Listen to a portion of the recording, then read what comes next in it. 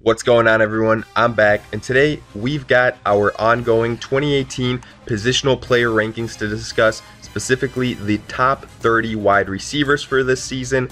Now just keep this in mind, this will be in a PPR ranking basis, but I will go ahead and discuss a standard format and how the rankings would differ there, so have no fear. But enough of that, let's get right into it. At number 1, it's the man, the myth, the legend, Antonio Brown. And to no one's surprise, AB is the number 1 guy here yet again. He dominates the league year in, year out. Yards, touchdowns, yards after the catch, targets, whatever it is, he's the stud. He's the number 1 guy, and not much else needs to be said. He's Big Ben's favorite target, and he's the clear-cut number 1 choice, whether it's standard or PPR. Actually, in PPR, he's probably even more valuable, where he's going in the top 5 ahead of some of these top running backs. So keep that in mind. Whatever league you are in, whatever league exists, Antonio Brown, the number 1 guy without question. At number 2, I have got Odell Beckham. And look, these next 3 guys are all, I think, within a hair of each other. So however you rank them, I wouldn't get upset. But regardless, I've got Odell as my number 2 guy here. And the reason I do is twofold. First and foremost, playing in the NFC East.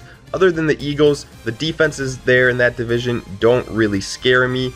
And second, with the addition of Saquon Barkley, with Odell, I think, in line for a bounce-back season after that injury, I think things are going to start clicking for that offense, and I think Odell is going to benefit from this. I think that Giants' offense is going to benefit as well. So for that reason, and with all the explosive plays that Odell can provide, I've got him at number 2. Next at number 3, I've got Deandre Hopkins. And look, the only reason I've got him here at 3 and not at 2 is because of the issue with Deshaun Watson coming back from the injury. I anticipate there might be some rust at the start of the season. The passing game might not be at 100% until he gets his feet under him, that is Watson. But other than that, I think DeAndre Hopkins is probably the closest thing we have to Antonio Brown.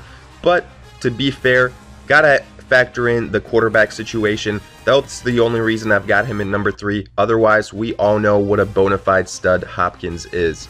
At number 4, I've got Julio Jones.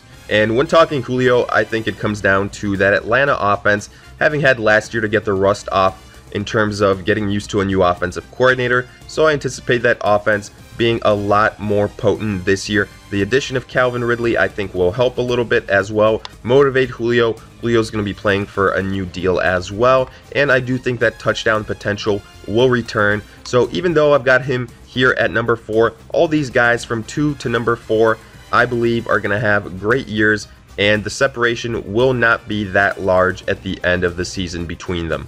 Next at number 5, I've got AJ Green. And even though AJ's 2017 season was very disappointing, look, the upside for 2018 is looking very high. First and foremost, he's going around mid-second round, which is incredible value for a guy of AJ Green's status. This guy is all you want in an elite wide receiver. He's tall, he's physical, he's fast as well. He's a red zone threat, and he is Andy Dalton's favorite target. Now, the issue in Cincinnati last year was that offensive line got decimated, but the Bengals realized that flaw, went ahead, added multiple pieces to that offensive line, and now I do believe they are trending in the right direction. I think that entire offense is going to go ahead and have a comeback season. For that reason, I love AJ Green, and even more so, I love where his current value is in the middle of the second round. Absolute steal.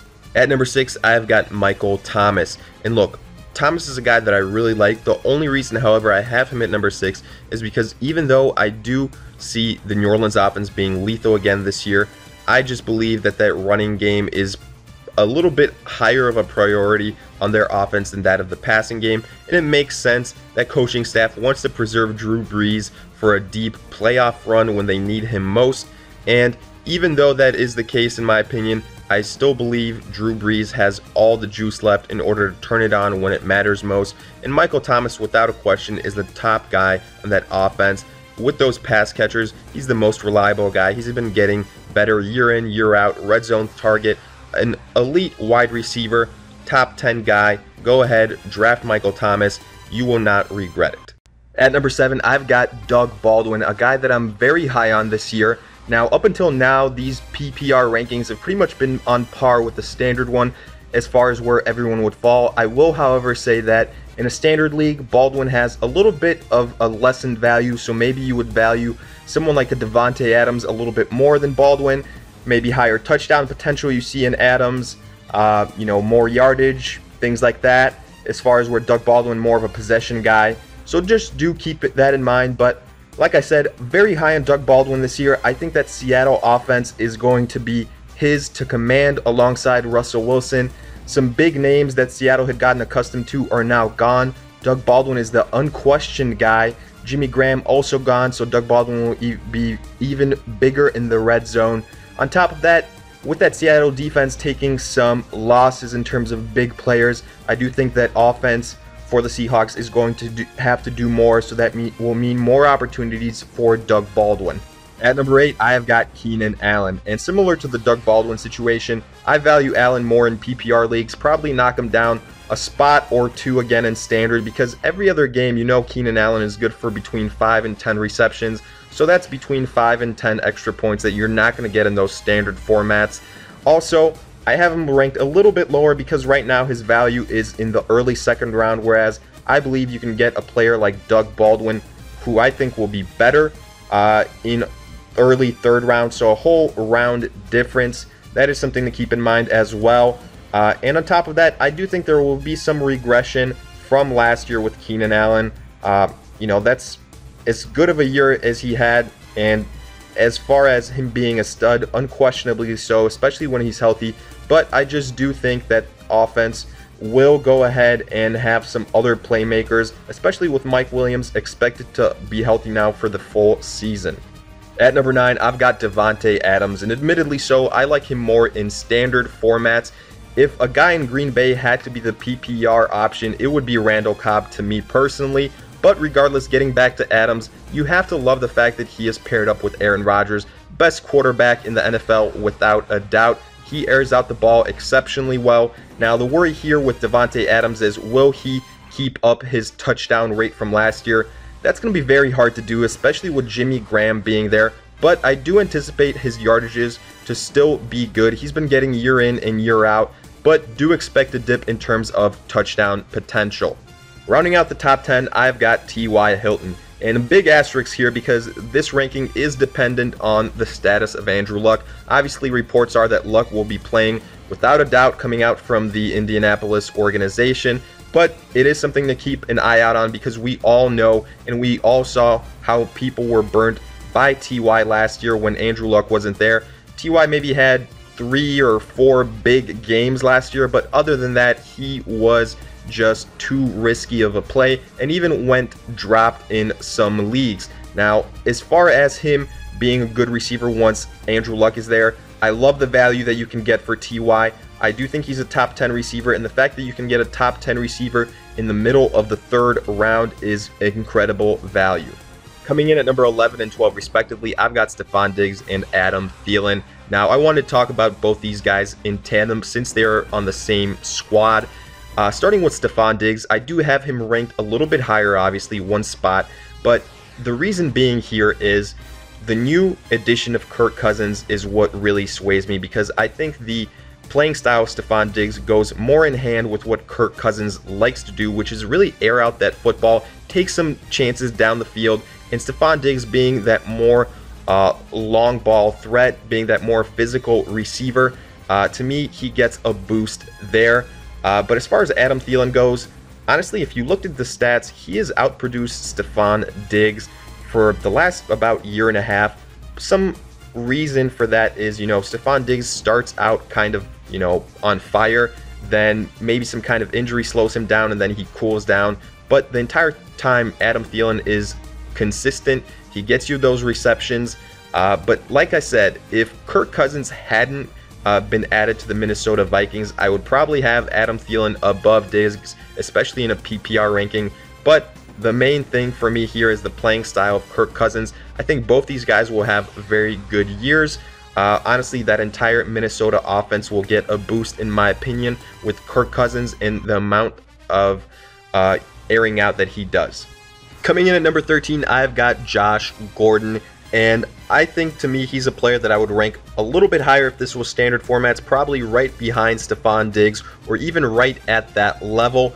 I will say the reason I have him here, kind of twofold. One being, obviously, when's the last time we saw Josh Gordon play in an entire season? And now, especially with the news coming out that he's going to excuse himself from some Browns activities in order to focus on his rehabilitation, has a lot of people worried. You know, what does this actually mean? But I did become at ease once Adam Schefter squashed those reports saying, you know, this is just a personal thing, him trying to focus on being there long term for the Browns. The other thing, though, is who's going to be throwing him the football? Will Baker Mayfield get inserted in that offense at some point in the season if the Browns don't start winning? Which, if he does, I think that's going to hurt Josh Gordon's value. So I'm hoping Tyrod Taylor is the quarterback for the entire season. I think that entire Browns offense will be better that way. But other than that, Josh Gordon could be a top 10 guy. Love his touchdown potential, going right around the middle of the third round. At number 14, I've got Larry Fitzgerald, and this guy is honestly the Tom Brady of the wide receivers because he keeps getting better with age. A great PPR wide receiver playing in the slot. He's had to make that transition as he's gotten older, but he's excelled at that position. And I will say, if it's a standard league, you will probably have to knock him down, I would say 3 or 4 spots. At least that's how I would do it.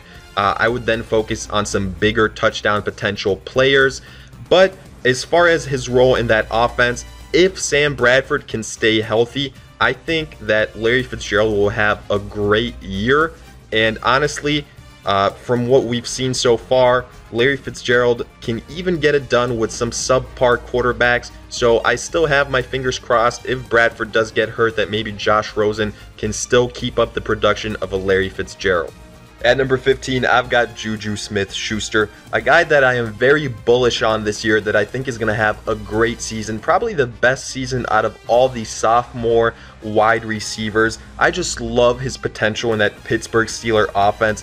Even when Antonio Brown there, even with Le'Veon Bell there, if one of those guys is having an off day, Juju Smith has shown that he can pick up the slack. We saw it last year when Martavius Bryant wasn't having a good year. Juju Smith burst onto the scene, quickly became a favorite target of Big Ben. And I will say, in the scenario, hopefully it doesn't happen, obviously, if Antonio Brown does get hurt, Juju Smith becomes a top 10 wide receiver, maybe borderline right outside the top 5. Obviously, a lot of his value comes from the fact that Antonio Brown is there and takes away some coverages, but I do see that special kind of talent in Juju Smith. As long as he's healthy and he stays on the field, I see him being one of the breakout young wide receiver candidates of 2018. Next at number 16, I've got Mike Evans, and a guy that would be ranked a spot or 2 higher if this was standard formats, probably swap him with Larry Fitzgerald. But as you can see, I have him relatively lower than last year. He was a first-round pick last year. Now, before the Jameis Winston suspension, going somewhere around the end of the 2nd round. But now, I personally have him ranked early 3rd round, mid-3rd round with the Winston suspension. I think that entire offense for the Bucs takes a huge step back without Winston. And honestly, the trajectory that Winston is going on with some of the issues he has off the field and with some of the injuries that he struggled with, what we saw last year, I am wary to take anyone on that Bucs offense. The reason I do have Mike Evans close to my top 15 is because he has shown before, obviously a big red zone target. He is the biggest playmaker on that Bucs offense, so the potential is there. Just have to hope that injuries are avoided and that Jameis Winston comes out firing after his suspension is over. At number 17, I've got Demaryius Thomas. And I really do think Thomas is a very good example of what can happen to a wide receiver when his quarterback leaves a team. And we saw with Peyton Manning the first couple of years while Peyton Manning was in Denver, Demaryius Thomas was a top 5 wide receiver. But then since the decline of Peyton Manning and since his retirement, that entire Denver offense has been going downhill. Now the hope is the addition of Case Keenum will rectify that. But honestly, I am of the mindset that what Case Keenum did was somewhat of a fluke. He hasn't really shown that before, and I do think the division he is playing in will be tougher defensively. So while I do think it is an upgrade at the quarterback position, and that is one of the reasons why I do think Demaryius Thomas will do a little bit better. I still am hesitant to put Demaryius Thomas, as good as he has been in the past, as a top 15 wide receiver. At number 18, I've got Marvin Jones, another guy that I am very bullish on, causing me to have him ranked above Golden Tate even when it comes to PPR. But that's how much I was impressed by what he did towards the end of last season with Matthew Stafford, that connection they established. Jones, even though he got going late, still was able to get over 1,000 yards receiving, became that red zone threat, became that big play wide receiver that the Lions needed, and I think that will carry over into 2018. For that reason, I have got him as a top 20 wide receiver. At number 19, I have got Amari Cooper, and I'm willing to give Cooper a second chance, even though he was a wide receiver that burned a lot of people last year. Now, the reason being here is twofold. First and foremost, I think the fact of the matter that he's going in the early 4th round is incredible value for Cooper, a guy that's been a borderline top 10 wide receiver before. I think a big reason why he kind of disappointed a lot last year is because so many people thought that Carr would be that next big great quarterback, and said that last year was the season when it would happen.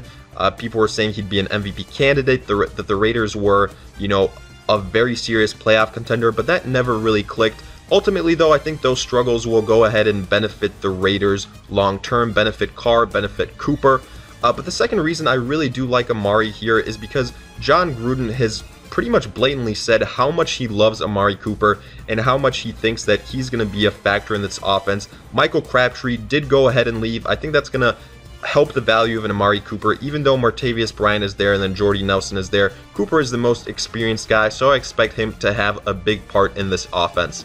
At number 20, I've got Randall Cobb, and yes, maybe a little bit of a shock here that I have Cobb as a top 20 wide receiver, but I love the prospects of him as a PPR wide receiver. Now, obviously, if this was standard, I'd probably have him 5 or 6 spots lower, to be frank with you, but pairing him up again with Aaron Rodgers, same situation as Davante Adams, with Jordy Nelson gone, both those guys will get so many more targets. Randall Cobb is a target monster.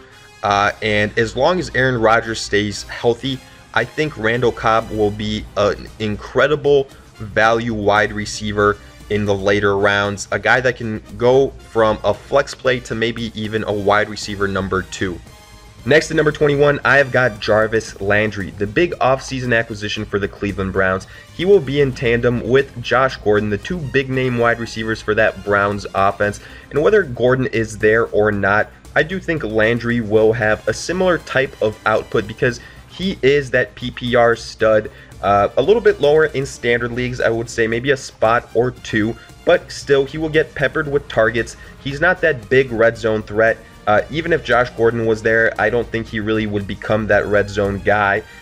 You know, Njoku is still there. The Browns still have other viable options in that department. So I still see Jarvis Landry being a very nice PPR option, putting up between, you know, somewhere 11 to 16 points a week consistently.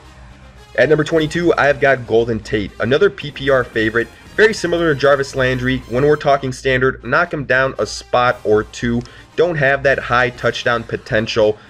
More so getting those high targets, not necessarily those huge touchdown, 50-yard touchdown plays, those bombs. And what has me ranking him a little bit lower than what some people probably would argue is that, again, as I mentioned before, that chemistry that I saw between Marvin Jones and Matthew Stafford towards the end of the season last year, I think Golden Tate's going to be more so on the rear view mirror when it comes to that offense. Also, the immersion of Kenny Golladay. That's why I've got Golden Tate right in my top 20. Coming in at number 23 is Tyreek Hill, the big play wide receiver from last year, going in the early 3rd round this year, but I do expect a big potential drop-off for Tyreek Hill and for that Kansas City Chiefs offense. Obviously, the big change will be that Alex Smith is now gone. Insert Patrick Mahomes, and I'm just not ready to spend an early 3rd round pick on Tyreek Hill when I don't know what I'm going to get from Patrick Mahomes. Also, Sammy Watkins is now joining that roster. I think that'll take away some of the targets from Tyreek Hill. And we did see it last year. Tyreek Hill did have spans where he was on fire, but those were, the games where he just had like 250 or 60-yard touchdowns in tandem. So keep that in mind. He can get hot and cold. I would have him ranked a little bit higher if it was just a purely standard league, because he does have the high touchdown potential. But altogether, I have him outside my top 20, as I have a big exclamation point next to that Kansas City offense.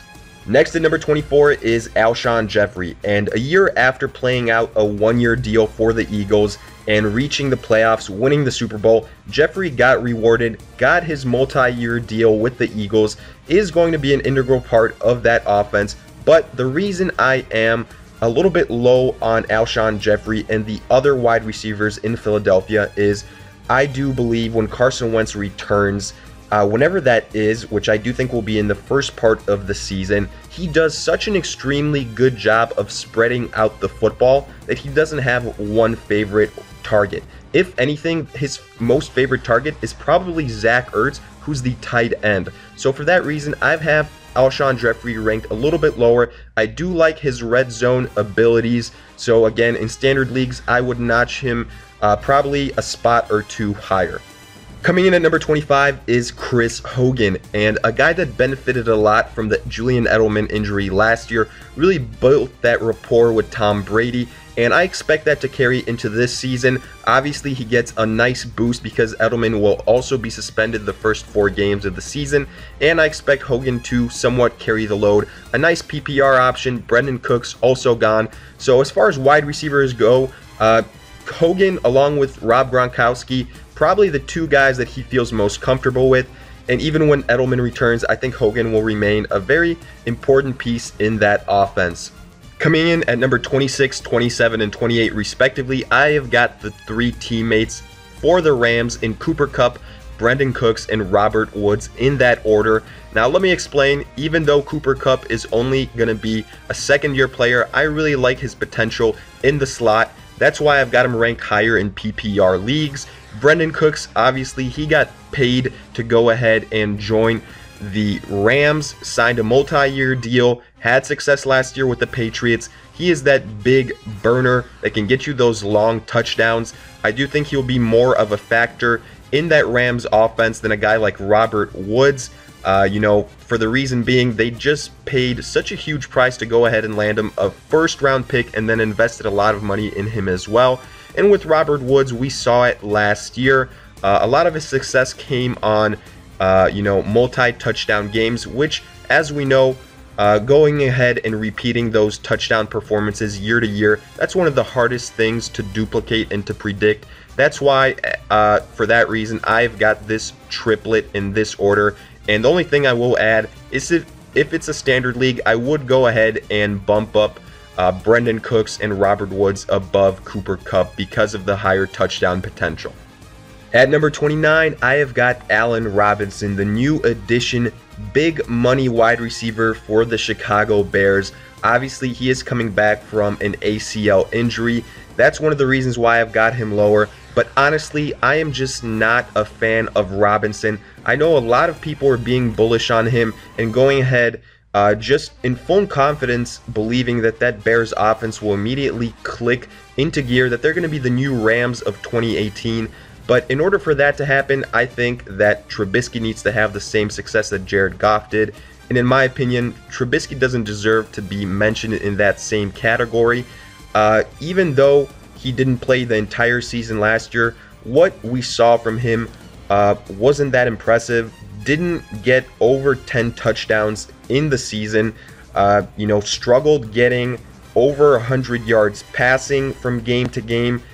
Just basically, when it comes down to it, I don't think Mitch Trubisky is the answer. As good as all the pieces around him are, if you don't have a quarterback, I think your limitations are definitely there, and that's why I've got Allen Robinson almost down at number 30. I will say, however, that out of all of the options in that Chicago Bears offense, I would have Robinson ranked as the number 1 guy. And finally, the last name on this list is Julian Edelman. And obviously with Edelman, the thing that knocks him down all the way to the bottom here. Even though I still think he'll be a very good player, again, especially in PPR leagues, you do have to knock him down a little bit in standard leagues, is, however, the 4-game suspension that we can't forget about.